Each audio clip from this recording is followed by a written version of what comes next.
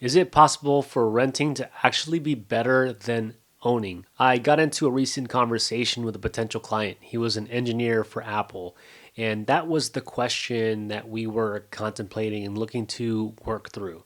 And so, what we ended up doing is we ended up comparing apples to apples, his particular situation, and especially the way that he wanted to draw it up. And I'm going to emphasize how he wanted to draw it up because it definitely was a very specific situation, and I would have done some things a bit differently that I'm going to address here in this video. I know that operating in this industry in real estate, me as a mortgage lender, and also the realtor partners that I work with, that we do have a bias, right? We do want to see you to be able to achieve home ownership. We do want to see you complete that transaction, provide you with the best advice possible, regardless of what the market is. And regardless of what's happening in the market, my opinion is it's always the right time to buy, regardless of what's happening in the market, so long as you have a long-term plan for real estate. So essentially, my client right now, he is paying about $3,300 a month, or my potential client is paying about $3,300 a month in rent. And he is deciding on whether or not it makes sense to own a home because it's going to be $3,500 more in monthly payment. And we're trying to decide if it fiscally makes sense to own a home versus renting. But there were a couple things here that he was assuming in order for him to make a decision, which can be pretty variable, to be honest, right?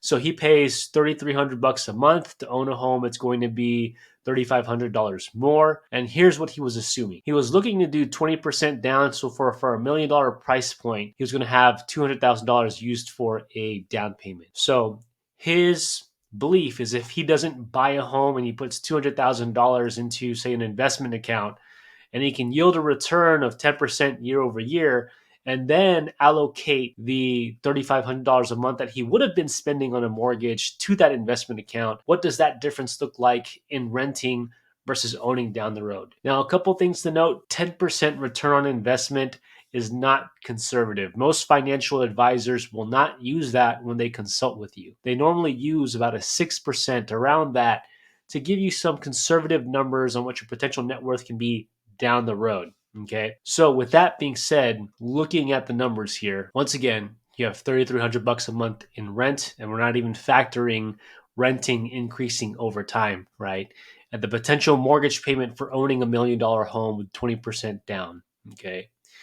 And then we have the total payment here for investing with the 10% return on investment, and then a 6% return on investment, which is more conservative. When you look at your net worth for the next 5 years, you can see in owning a home in 5 years, your net worth could be about $565,000. If we were to assume his 10% return on investment, he is actually making about $40,000 more if he invests his $200,000 and is diligent and disciplined in investing the difference, which is $3,500 a month for the next 60 months. There's a lot of assumptions there. So you're $40,000 ahead, assuming that you keep up with those disciplines. If you are conservative with those investment numbers, you can see actually you are ahead about $50,000 in net worth compared to a 6% return on investment. So it's very surprising. If you can stay disciplined in investing your money and allocating that difference there, as if you were,